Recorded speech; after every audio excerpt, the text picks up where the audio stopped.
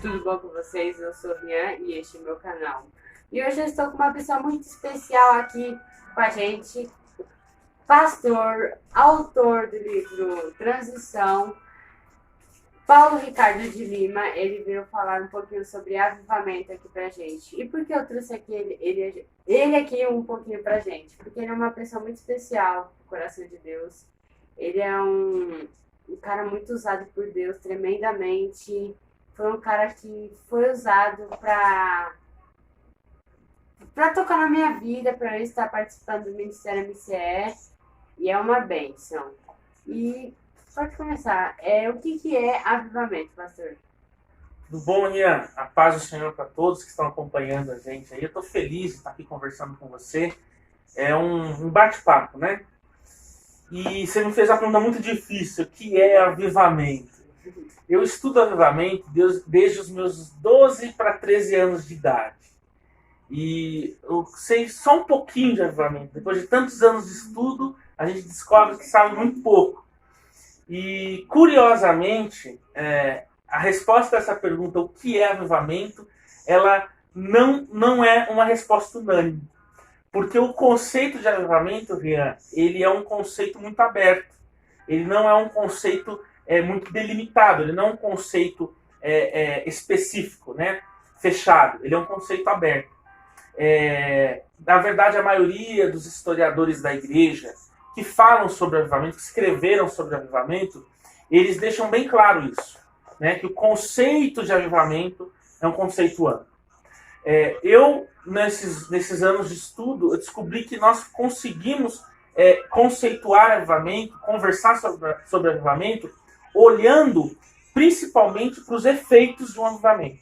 Então nós sabemos se um avivamento é um avivamento de verdade, um avivamento verdadeiro, pelos efeitos que aquele fenômeno causa no território.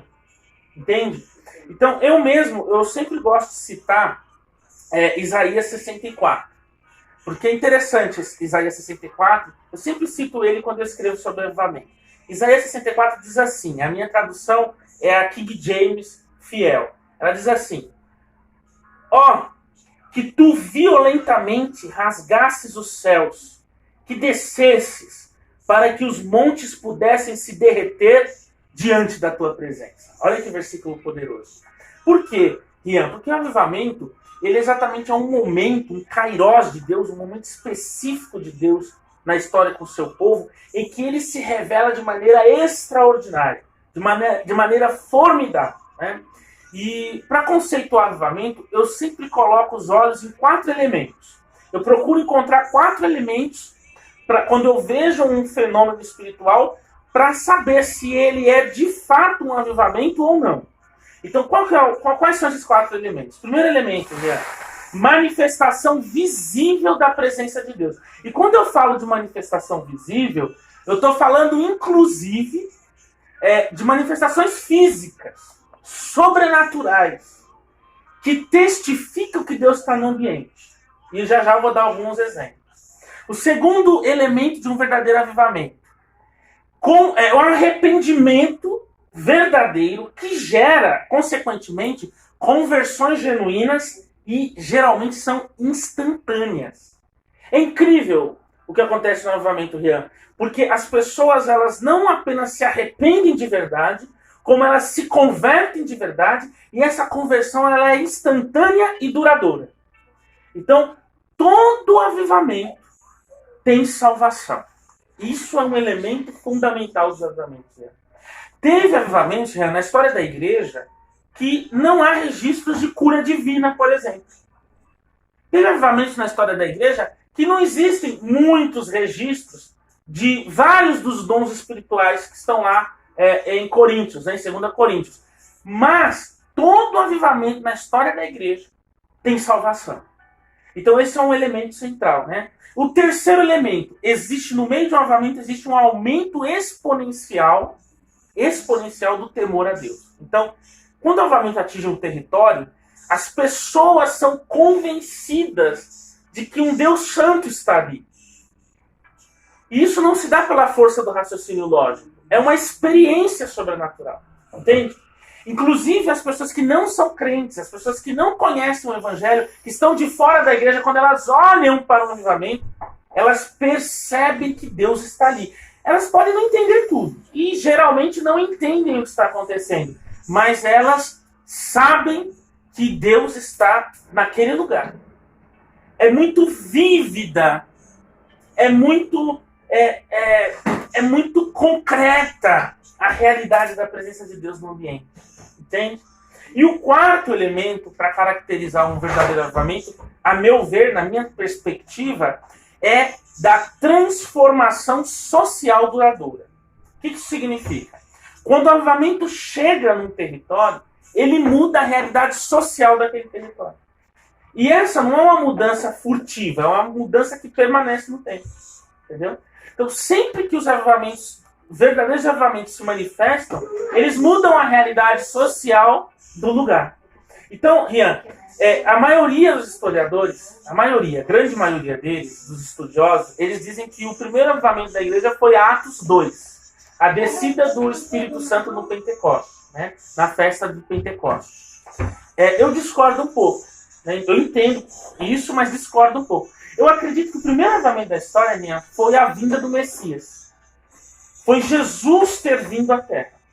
Quando Jesus desce à Terra, você tem a manifestação visível, inclusive literal, né, do Deus encarnado, o Filho de Deus que vem, desce, pisa a Terra. Então você tem a manifestação visível da presença. Você tem conversões genuínas, arrependimento verdadeiro, porque o ministério de Jesus é cheio dessas histórias, né? Maria Madalena, né?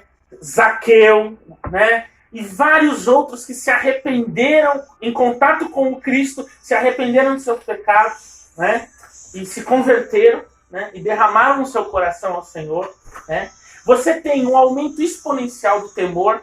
Por quê? Porque até a elite religiosa de Israel começa a elite religiosa de Israel, os fariseus, os saduceus, né? Eles começam a se movimentar em torno de entender o que estava acontecendo com o ministério daquele profeta chamado Jesus. E aí o que acontece? Existe um temor, a fama de Jesus percorre Israel na época, e o temor se alastra também. Porque as pessoas começam a perceber que aquele homem de fato trazia algo, né? E mal sabiam que era a presença do próprio Deus Filho, né? Então esse foi o primeiro avivamento para mim. E por último ele trouxe a maior transformação social da história. Porque o ministério de Jesus dividiu a história entre o antes de Cristo e depois de Cristo. Então ele tem esses elementos. Atos 2 também tem. Atos 2 também tem os mesmos elementos. A manifestação visível, né? Com línguas como que de fogo, né? As conversões instantâneas, mais de 3.000 almas naquele dia se renderam ao Senhor. O aumento do temor, o temor se espalha durante aquela festa de Pentecostes, e a igreja, né? A Bíblia diz em Atos 2:42 em diante que havia muito temor nas almas, né? E por último também a transformação social, porque a igreja de Jerusalém, quando nasce lá no Pentecostes, acontece uma explosão tão grande de glória que a igreja começa a ser perseguida. E você vê Estevão, o diácono Estevão, morrendo, apedrejado, martirizado, porque a igreja causa um impacto tão grande na cidade que ela começa a ser perseguida. Você entende, Ian? Então, isso é avivamento. Eu costumo lidar com esses 4 elementos. Tem outros que eu poderia citar, mas esses 4 elementos, para mim, eles são assim preciosos para se entender o que é um avivamento. A manifestação visível da presença, um arrependimento sincero acompanhado de conversão genuína, que é salvação, um aumento exponencial do temor a Deus e também a transformação social do território, do ambiente. E, pastor, o que você acha sobre se o Brasil está convivendo um avivamento, está vivendo um avivamento? Olha, Rian, estudando a história dos avivamentos, eu posso dizer com certeza absoluta que o Brasil não está vivendo um avivamento. Não está vivendo um avivamento. Nós não podemos confundir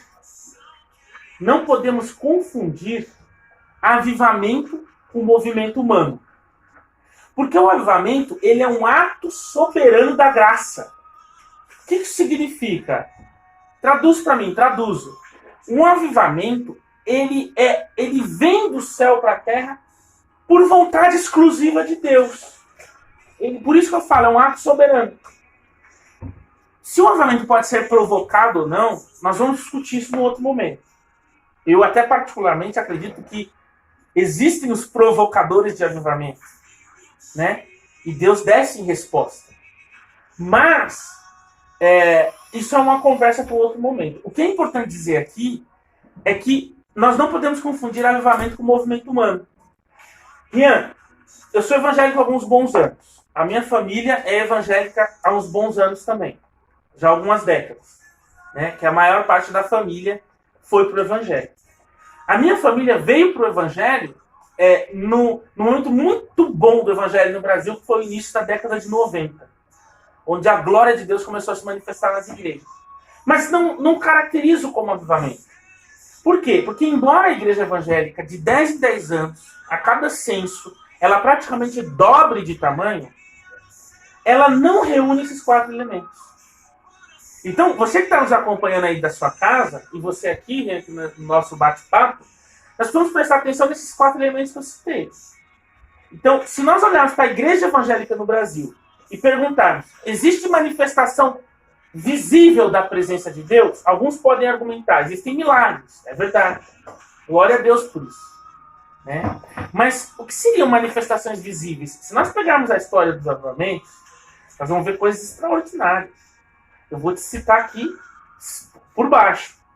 Né? Em Atos 2, no Pentecoste, você tem as línguas como se fossem línguas de fogo descendo visivelmente. Que é o que o texto diz. Foram vistas. Tá dando pra entender? Se você passar a história e ir adiante, você tem uma manifestação como você está, por exemplo, o avivamento no país de Gales, sob a liderança de Evan Roberts, que é o seguinte. Em Gales, há vários relatos documentados dos historiadores que enquanto os pregadores subiam no altar para pregar, de repente descia uma luz visível do céu tão forte que todos os que estavam na igreja viam aquela luz e não conseguiam olhar para o altar, a ponto dos pregadores terem que se retirar correndo do altar, porque senão eles seriam arrebatados. Eu estou falando de fenômenos visíveis a olho nu. Você tem relatos de avivamento no início do movimento pentecostal, na rua Azusa, e um pouquinho depois, de pessoas que não tinham membros. E que durante um culto, esses membros cresceram instantaneamente.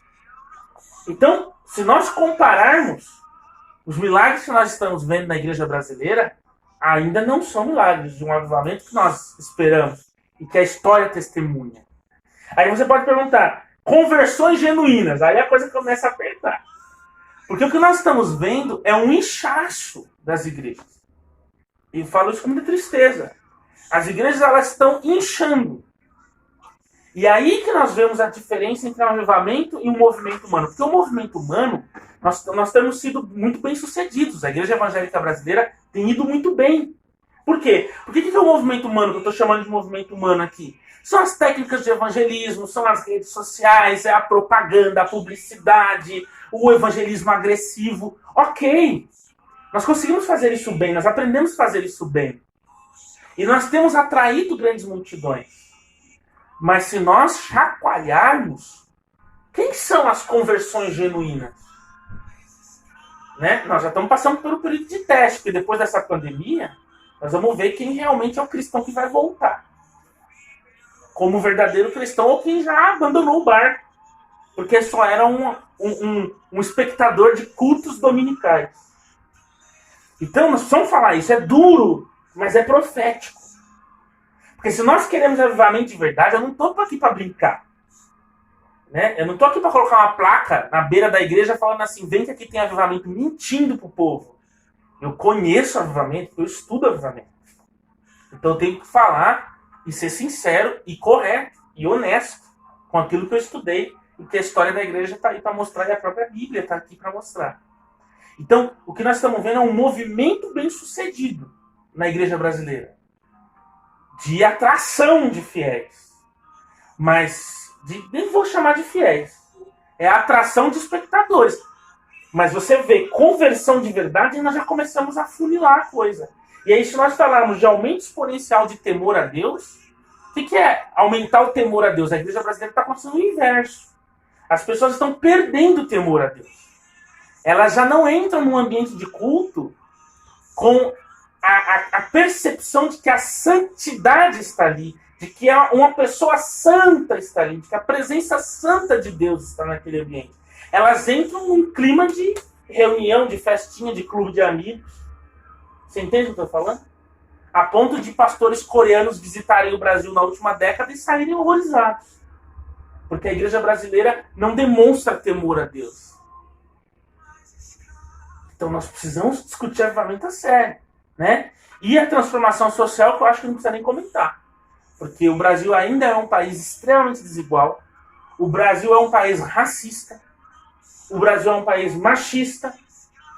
O Brasil é um país pobre, embora rico, né, com vários recursos naturais, com economia que chegou a ser a 6ª maior economia do mundo. O Brasil, infelizmente, ainda é um país pobre porque tem milhões e milhões de pessoas, né, nesse momento passando fome. Então, não tem transformação social.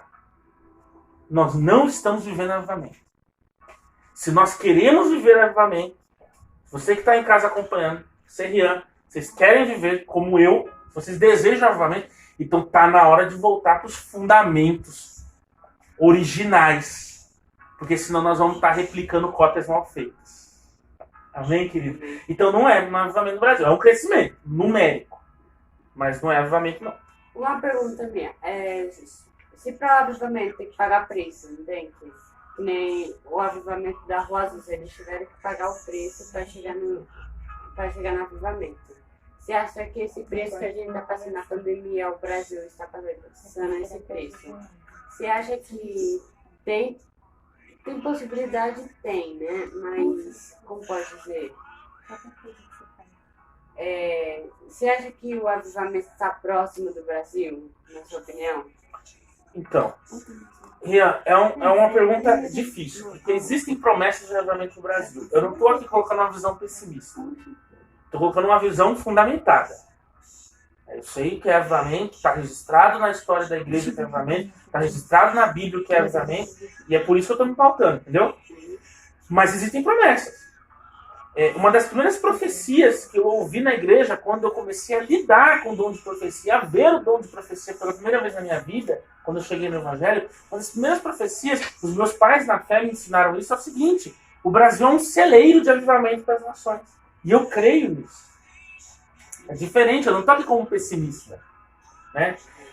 A palavra profética do Brasil é essa, é um celeiro de avivamento, assim como as nações são alimentadas pela nossa capacidade de dar frutos, assim será com o avivamento. O Brasil terá um papel fundamental. Eu creio nessa palavra, eu tomo posse dessa palavra.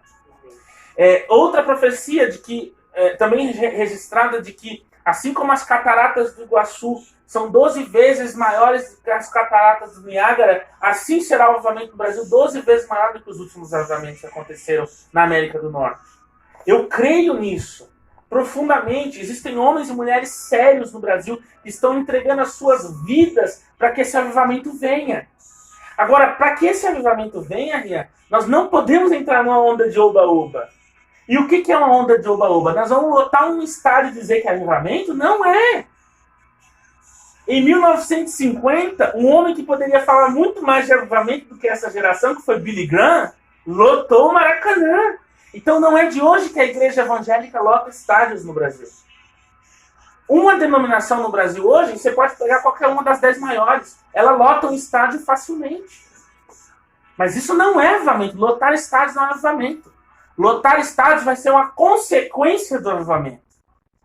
O avivamento se dará no Brasil quando nós voltarmos a pregar cruz.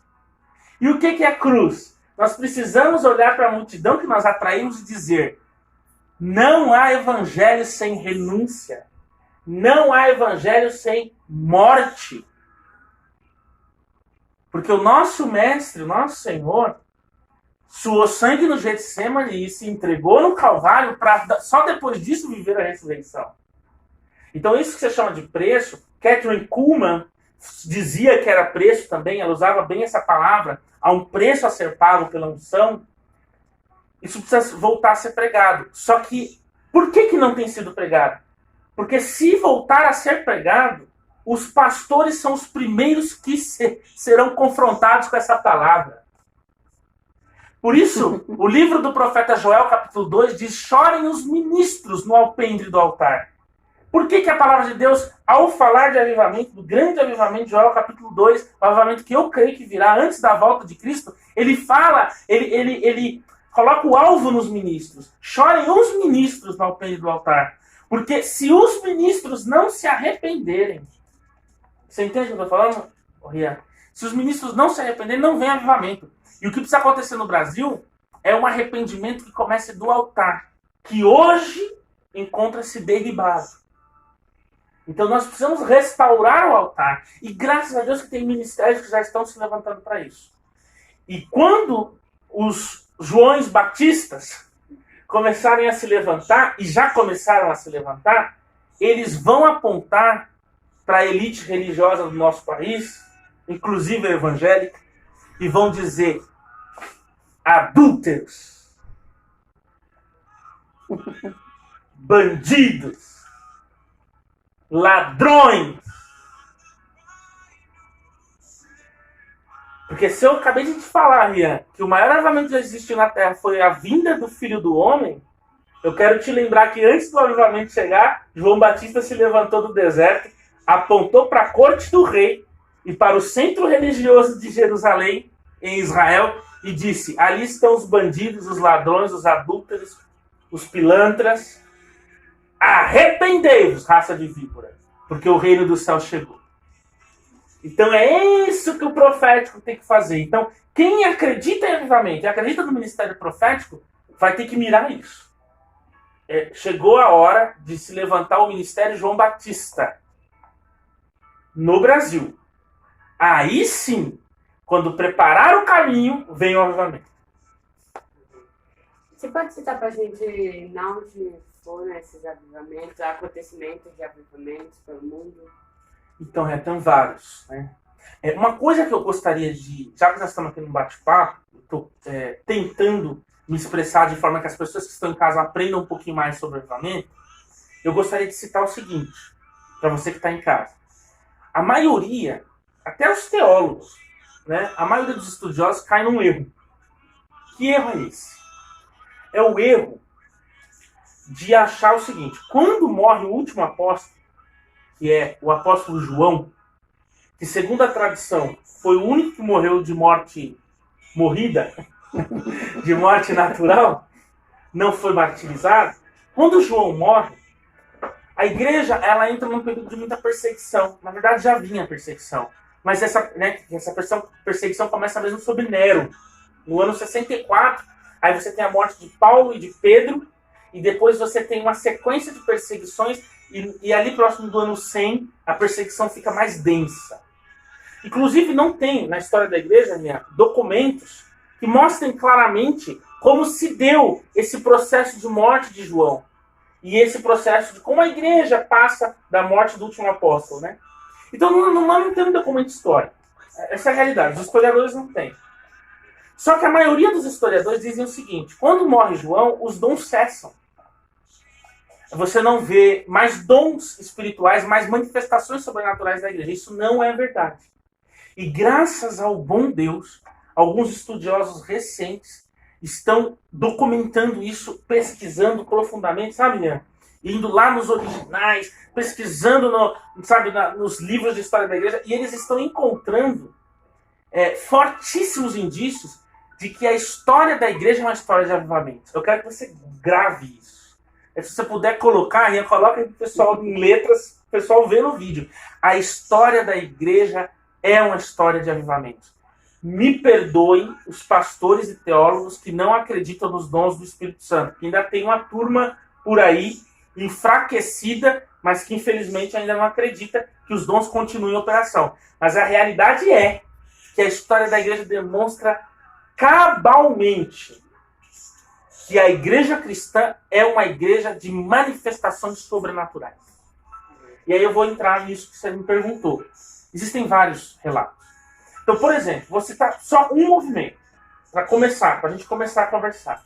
No ano 156, 157 depois de Cristo, quer dizer, no século II, na metade do século II mais ou menos, você tem um movimento que surge reivindicando profecias, dizendo, olha, o Espírito Santo está falando por meio de profecias aqui. E era um movimento comandado por um homem chamado Montano e por duas profetisas, mulheres. E eles começaram a profetizar e se reunir e relataram vários casos de acontecimento sobrenatural. Infelizmente, os escritos dos montanistas, que foram esses seguidores do Montano, eles se perderam. Então, os únicos escritos que ficaram para a história, entraram para a história, foram os escritos dos críticos. Dos críticos a eles. Mas, exageros à parte, e o movimento teve exageros, é fato que houve documentação de curas, de milagres e de profecias durante o movimento montanista, no ano 156. Se alguém que gosta de história da igreja for pesquisar, assim como eu fui pesquisar, no século IV, 300 e pouco depois de Cristo, é escrita uma das obras mais importantes da história da igreja cristã, que se chama História Eclesiástica, escrita por um homem chamado Eusébio de Cesareia. É um clássico. E na História Eclesiástica de Eusébio de Cesareia, ele mesmo relata que naqueles dias ainda existiam relatos, testemunhos, de gente ressuscitando dentre os mortos, sendo curado e falando em novas línguas. Então, a história da igreja cristã é uma história que demonstra que havia avivamento. Inclusive, para os nossos amigos protestantes, os da Reforma, dentro da Reforma protestante, aí eu já estou falando do século XVI. Século XVI, século XVII, né? Dentro dos primórdios da Reforma protestante, com Martinho Lutero, começa um movimento dentro dos luteranos chamado pietismo. Sabia disso? O pietismo foi um movimento de oração, praticamente um movimento de oração e de jejum. E esses pietistas começaram a ser perseguidos até pelos luteranos. Por quê? Porque eles se reuniam em grutas. E existem relatos de pessoas caindo em êxtase no chão, pessoas rolando no chão, falando em línguas e profetizando. Por que eu estou citando esses exemplos? Eu poderia falar muitos. Inclusive, durante a Idade Média, dos movimentos dentro dos mosteiros, havia relatos de gente sendo tocada por Deus. Antes da Reforma. Por que eu estou dizendo isso? Porque o cristianismo, ele não é uma religião, ele é um relacionamento com Deus. E o cristianismo, a história cristã, é uma história de sobrenaturalidade. Então eu sento com qualquer teólogo, com qualquer pastor, e demonstro que a história da igreja é uma história de sobrenatural. Ó, eu trouxe aqui, para a gente conversar, eu não estou ganhando nada para fazer a propaganda. Mas o livro é muito bom. Opa, caiu aqui. O livro é muito bom. Esse aqui eu falo depois, né? Esse é o meu livro, eu vou falar depois, que ele vai ajudar bastante quem gosta de estudar avivamento. Mas esse aqui é um livro que eu adquiri há pouco tempo. É o livro 2000 anos de cristianismo carismático. 2000 anos de cristianismo carismático. Né? E é um livro do Ed Hyatt, eu acho que pronuncia assim, da editora Carisma. Ed Hyatt. E esse livro aqui, ele fala tudo isso que eu estou te falando. É uma pesquisa muito interessante sobre como o Espírito Santo se moveu ao longo de toda a história da igreja. Gente, qualquer coisa, eu vou deixar aí na descrição o nome da editora e vocês vão lá, se vocês quiserem mais se aprofundar no assunto, tá bom? Isso, eu indico. E principalmente para quem está começando, não é linguagem difícil. Né? Tem um outro livro que eu indico muito, muito mesmo. Eu estou com ele na minha biblioteca aqui, não está aqui, mas é um livro Fogo do Reavivamento, né? De Wesley Dewar. É um livro que passa as referências, é um livro formidável. Tá? Mas esse aqui é para quem está começando e para quem quer perceber como o Espírito Santo sempre agiu na história da igreja. Então a história da igreja é uma história de avivamentos. Né? Na verdade, eu acredito que para o Senhor, o avivamento tinha que ser a norma. Na visão de Deus, a norma, o normal da igreja é o sobrenatural. Você está me entendendo? Porque Deus é um Deus sobrenatural. O apóstolo Paulo fala que a base de sustentação da fé cristã é a ressurreição de Cristo. Se Cristo não ressuscitou, vã é a nossa fé. Então, peraí. Eu estou dizendo que tudo começa com o sobrenatural e convergirá para o sobrenatural, porque a volta de Cristo, a parousia, será sobrenatural. Entende o que eu estou falando? Então, não tem cristianismo só racional. O cristianismo não é aquilo que você só consegue entender com a sua mente. O cristianismo tem a dimensão da experiência. Eu vou falar sobre John Wesley. Mas John Wesley, a teologia de John Wesley, riquíssima, ela fala justamente isso. A experiência é parte do conhecimento teológico, entende? Então, para quem gosta de estudar, é importante você estudar para você saber que a sua fé tem um DNA, tem uma identidade. E a identidade do cristianismo, como dizia Reinhard Bonk, é o fogo. Bonk dizia: a marca do evangelho, a insígnia, a marca distintiva, a identidade do evangelho verdadeiro é o fogo do Espírito Santo. A igreja nasceu no meio do fogo, Jesus ministrou sobre o fogo e a igreja caminhou sobre o fogo durante os séculos, sabe? Todos esses séculos. Então, nesses exemplos que eu citei, são exemplos antigos de avivamento. Mas eu poderia te citar aqui, século XVIII. Eu acabei de falar, John Wesley. Wesley era um clérigo, um pastor anglicano, da igreja anglicana, da igreja da Inglaterra. E por volta de 1730, Deus toma 3 homens, 3 jovens, 3 jovenzinhos, dentro de uma universidade, da Universidade de Oxford, na Inglaterra.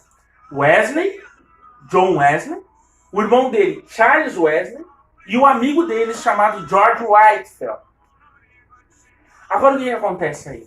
No início do século XVIII, existe um relato maravilhoso, aleluia, dos 3. Durante a virada de ano, numa festa de amor. O que significa festa de amor? Significa Santa Ceia, como eles chamavam a Santa Ceia. Durante uma ceia, caía sobre eles. E as pessoas, elas caíam no chão, gemendo e chorando, e pedindo perdão pelos seus pecados, e elas recebiam salvação naquele momento. Isso é a vida. Você entende? Essa é a herança da igreja. Esse é o nosso DNA. A verdadeira igreja cristã sempre caminhou debaixo do avivamento. Seja para a reforma de estruturas, mas sempre caminhou debaixo de avivamento. E durante a história, mesmo nos períodos mais obscuros da igreja, Deus sempre teve um povo remanescente. Sempre teve o seu povo.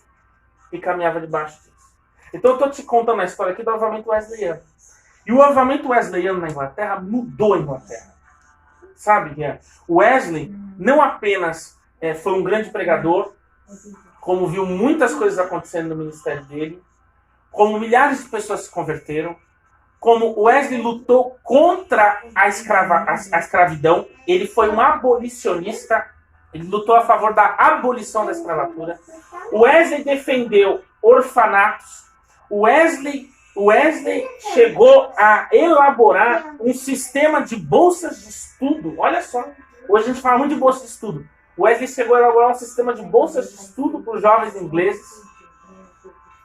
E a Inglaterra, antes de Wesley, era conhecida como um país onde as pessoas ficavam, os bêbados caíam pela rua de rolar e lamber a sarjeta.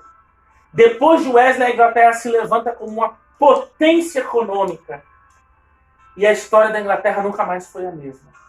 Você entende o que é um avivamento? O poder de um avivamento. Então esse é um exemplo de avivamento. Eu poderia citar muitos outros.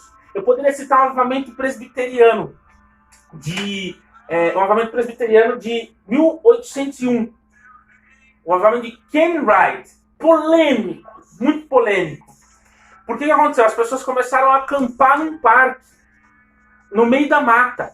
E por onde as pessoas andavam, havia palcos montados com pregadores inflamados, gritando e pregando. E a glória de Deus começou a cair. Então há relatos de visões, há relatos de profecias, há relatos de curas e há relatos até de línguas no meio daquele povo. em 1801. Eu vou falar uma coisa aqui que as pessoas que estão me ouvindo podem ficar até assustadas, mas não se assuste não. Um dia a gente aprofunda. Mas novamente Ken Wright, em 1801, há relatos de pessoas subindo nas árvores.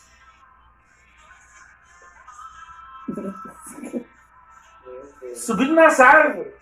Há relatos de pessoas que passaram a noite inteira uivando, gritando. E um grande pregador americano certa vez disse o seguinte: no meio do avivamento de Atos, Ananias e Safira mentiram a Pedro. E diz a Bíblia que por causa daquela mentira, Pedro diz: vocês não mentiram a homens, mas ao Espírito de Deus. E aquele casal caiu morto. Aí eu te pergunto, Rian, quem é o pastor que no próximo domingo na igreja dele tem coragem de ser processado porque 2 pessoas morreram no meio do avivamento? O preço do avivamento é alto, mas ele precisa ser pago. Vamos lá? E pastor, qual foi a sua maior experiência nesse tempo todo que você caminhou no Evangelho? Rian, eu gosto muito de falar de avivamento. Nós poderíamos continuar falando. Tem o avivamento da Rua Azusa, que daria um dia inteiro para nós falarmos sobre a Rua Azusa. Um avivamento maravilhoso que rompeu as barreiras raciais. No momento de segregação racial nos Estados Unidos, nós vimos recentemente, né? Os Estados Unidos novamente envolvidos com questões raciais sérias.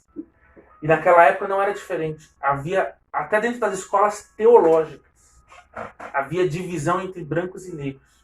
E de repente Deus mandou um avivamento. Num lugar muito simples. Aleluia. E o homem de Deus usado para começar esse avivamento foi William Seymour. William Seymour, um homem negro, caolho, excluído da sociedade da sua época. E a glória de Deus caiu sobre ele e sobre a sua esposa. O avivamento, na verdade, não começa em Azusa, ele começa na rua Bonnie, que dentro de uma casa, eles começam a orar e o Espírito Santo vem e batiza eles naquele lugar. E no momento que o Espírito cai sobre eles, a mulher de William Seymour, sem nunca ter aprendido a tocar piano, ela se dirige ao piano da casa e começa a tocar uma linda canção e a cantar em novas línguas, em línguas estranhas. E a glória de Deus encheu aquele lugar. E existem relatos, mais uma vez, me perdoe quem está nos assistindo, não se assuste. Mas há relatos que quando aquele povo, aquele avivamento começou dentro de uma casa, quando eles vão para a rua Azusa propriamente, há relatos, 2 relatos muito curiosos. Primeiro é que os vizinhos chamaram o corpo de bombeiros da cidade. Porque os vizinhos olhavam para lá, eles ouviam a gritaria e viam fogo, a casa pegando fogo. A Rua Azusa, o local onde eles faziam o culto, que virou uma igreja, viam pegando fogo. E de repente eles chamavam o corpo de bombeiro chegava lá e não tinha fogo nenhum, a não ser o fogo santo. E um outro acontecimento muito interessante se deu perto de uma celebração da Páscoa. Aqueles irmãos simples de tudo, chão batido. O púlpito era uma caixa. Os bancos eram de madeira. As pessoas simples de tudo. A glória de Deus tão grande dentro daquela Rua Azusa. Tão grande dentro daquele lugar. Aleluia. Oh, glória. Ei, Jesus bom. Tão tremendo. A glória de Deus dentro daquele lugar tão simples. Homens e mulheres, brancos e negros, juntos, unidos, em unidade, em comunhão. E a glória de Deus enchendo aquele lugar. Que há relatos na história desse avivamento. Relato de que durante uma celebração próximo da Páscoa, aqueles homens e mulheres permaneceram 3 dias dentro daquele lugar, gritando, cantando, louvando, adorando, orando, de tal maneira que o chão chegou a ceder. Então, avivamento é o sobrenatural invadindo o natural. E quando o sobrenatural invade o natural, ele verga o natural. Não existe câncer, não existe AIDS, não existe caráter ruim, não existe vício suficientemente forte. Nada disso pode parar um avivamento, porque o sobrenatural verga o natural, e aquilo que é impossível na matéria se torna possível pelo Espírito. Aleluia! E agora, eu falo de tudo isso, minha, mas a tua pergunta foi: qual foi a maior experiência que você já teve com Deus? E eu vou te responder.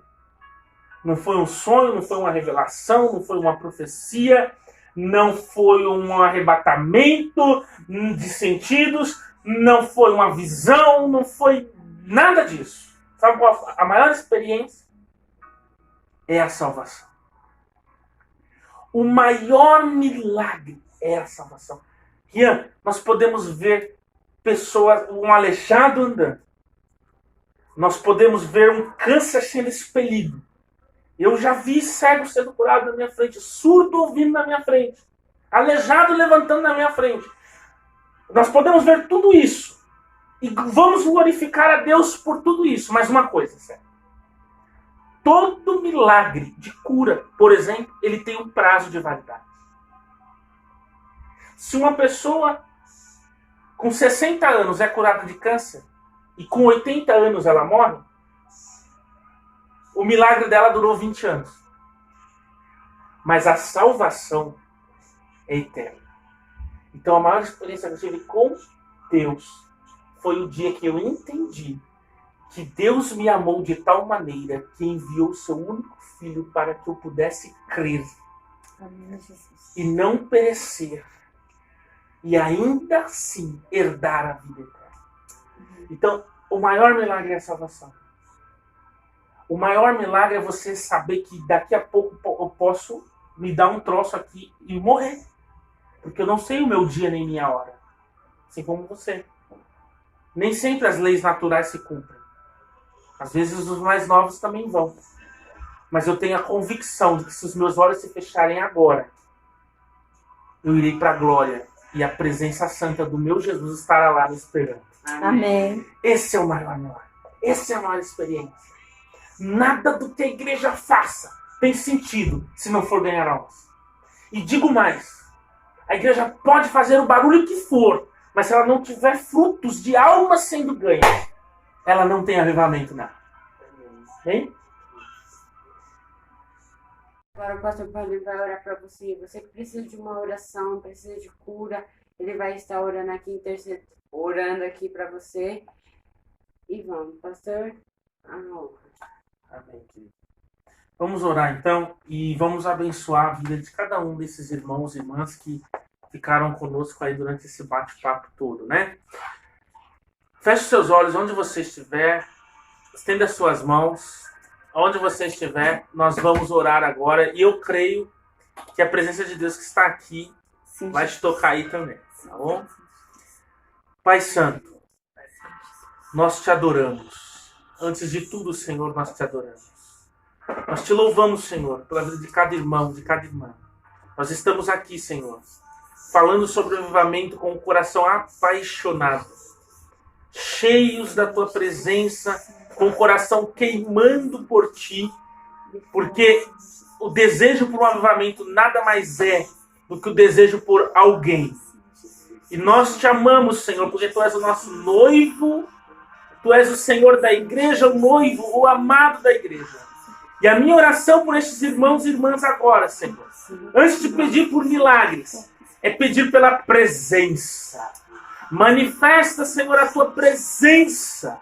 Aí onde este irmão ou irmã está, seja no quarto, na sala, ouvindo, no transporte público, não importa, dentro do carro, não importa, aonde esse irmão e essa irmã estiver, toca-os com a tua presença. Enche este ambiente com a tua glória. Gera em nós um ambiente de milagres. Venha o teu reino, que o teu sobrenatural, ó Deus, vergue o natural, que o teu sobrenatural invada a nossa vida natural. Ó Deus, nós te pedimos, porque tu és muito amado. Tu és o nosso papai querido e amado. Manifesta, Pai, a realidade dos filhos. A realidade dos filhos, a identidade dos filhos desse meu irmão, dessa minha irmã. Para que nós saibamos qual é a nossa raiz, a nossa identidade. Para que nós saibamos qual é a nossa marca, que é o fogo do avivamento. Em nome de Jesus, o Cristo. Amém, amém, amém. Glória a Deus, aleluia. Gente, agora a gente vai explicar um pouquinho mais sobre o que é o MCE, o projeto que a gente participa, o ministério que a gente participa, que eu participo. Ele é o presidente, né, do projeto do Ministério MCE e ele está explicando um pouquinho e vai fazer a propaganda do livro maravilhoso dele, Transição. E vai encerrar com a gente. Você gostou do livro, Rian? Amém. Então, pessoal, o MCE é uma plataforma. Na verdade, ele é uma base de relacionamento. Tá? E a ideia é reunir e facilitar o relacionamento entre líderes que querem realmente cumprir a grande comissão. Né? Marcos 16:15. Então, se você quer cumprir a grande comissão, se você quer estudar, que nós temos as nossas escolas, né? Se você quer estudar conosco, visite a nossa página. O meu vai deixar os contatos da página, do Facebook, do Instagram, e você vai poder entrar em contato conosco. Aqui está meu livro Transição, ativando a mentalidade profética para acessar o reino. Esse livro aqui foi um ano de pesquisas e de revelações. E eu recomendo. Né? O Rian gostou? Amém. Então, é um livro que vale a pena. E é um livro que, como o próprio nome sugere, vai te ajudar a sair de uma posição e entrar em outra. Né? Então, é um livro para nos reposicionar no reino e entender o reino de Deus, para que a partir disso a gente possa viver o avivamento, tá bom? Deus abençoe, foi uma alegria estar com vocês. Amém. Fiquem com Deus, beijo e segue eles lá nas redes sociais deles, MCE e Escola MCE.